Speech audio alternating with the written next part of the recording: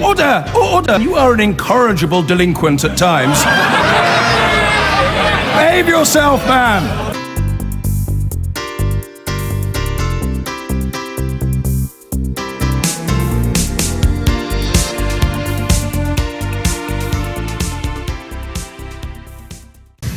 Well, let's return now to the findings of that investigation into the cause of the MH17 disaster.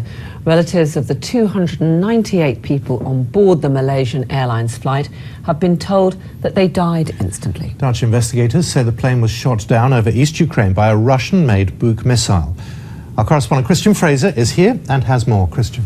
Simon Carroll, thank you. Yes, we're going to use the videos that they've shown us today to highlight some of the key findings. So let's start then with the geography and the flight path that MH17 was taking.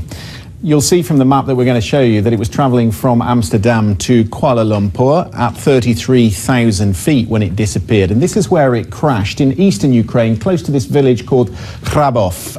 It's near the Russian border in rebel-held territory. Now, there have been questions, many questions in fact, raised as to why that airspace was still open and who was to blame.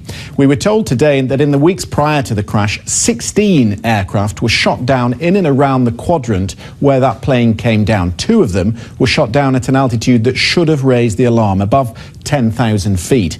The Dutch investigators said today the Ukrainians did not do enough to warn airlines of the risks, and there were other airlines still using the route at the time. Crew diverts a short distance to the north to avoid some thunderstorms when returning to the airway in the eastern part of Ukrainian airspace.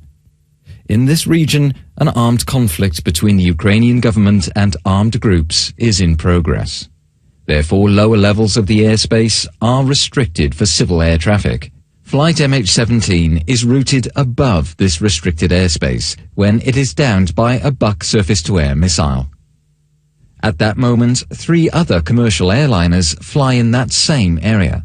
Most commercial airlines continued their flights over the region. On July the 17th, until the airspace was closed, 160 commercial flights passed through this area. 3 other airliners were in close proximity of MH17 when it disappeared from the radar screens. Yeah, 3 other airliners that were very lucky. Well, there were some key recommendations that were put forward by the investigators today. States involved in armed conflict should make more effort to issue relevant warnings. Other states whose airlines are travelling through these areas will have to improve risk analysis of the conflict zones. And the airlines themselves, they said, should be more transparent about the routes they're travelling on. Well, within the wreckage retrieved, fragments of that suspected Russian-made missile. It's the conclusion of this 15-month investigation that the plane was downed by a Russian-supplied launcher like this one. It's known as a Buk. It fires radar-guided missiles reaching anything up to 72,000 feet, putting the airliner well within range of the ground. And given that the MH17 was cruising at 33,000 feet, you can see the challenge the crash thus presented to the investigators. So this is the map that we're looking at here. You can see that within a radius of around 2 kilometres, that is where most of the crash material was concentrated. But wreckage has been recovered from an area as wide as 50 square kilometres in recent months, and it's still being found.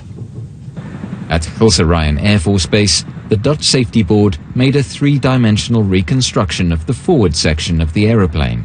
First, a frame matching the model of a Boeing 777-200 was built.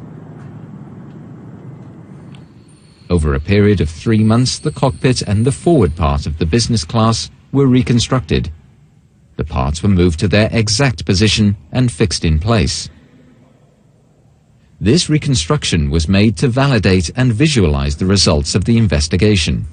It shows the overall picture and places various parts and damages in their context. Looking at the reconstruction, the impact pattern made by the high-energy objects is clearly visible. Well, as you can see, that reconstruction shows quite clearly that the cockpit took the brunt of the explosion, ripping it away from the rest of the aircraft. In fact, we were told there were fragments of shrapnel found in the bodies of the 3 pilots.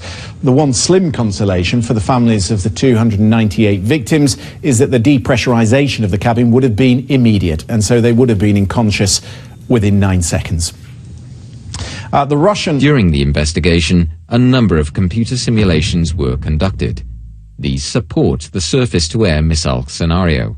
The detonation of a 9N314M model warhead was simulated to calculate a point of detonation as well as the damage that could be expected.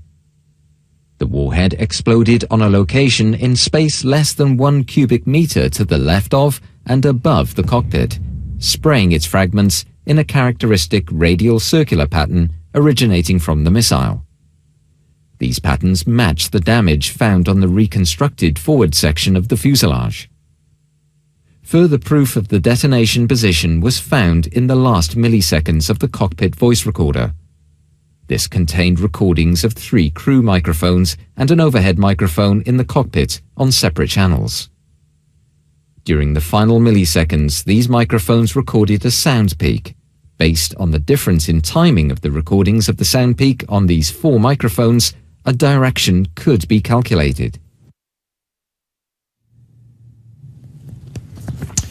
Well, the Russian manufacturers of the missile today claim the fragments are from an old version of the book and that it was fired from within Ukrainian-held territory.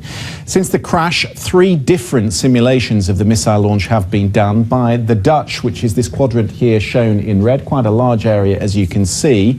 The Russians, I think we can see that there in light blue. It's a smaller area. And then the Ukrainian version, much more precise, much more focused. And you can already see from those 3 different interpretations on the ground in a sizable conflict zone where front lines were confused and were changing day to day, how difficult this is going to be. In other words, we may know what brought down MH17, but who fired the missile? That's a much bigger challenge. Carol. Christian, thanks very much indeed. And we're just hearing from the Prime Minister David Cameron, who says we've always been clear that justice must be done for all of the victims of MH17. Today's report, he says, brings us one step closer to establishing the truth. We, alongside our partners, will continue to send a clear message. Those responsible for downing this plane will be held to account. That's just coming from Downing Street.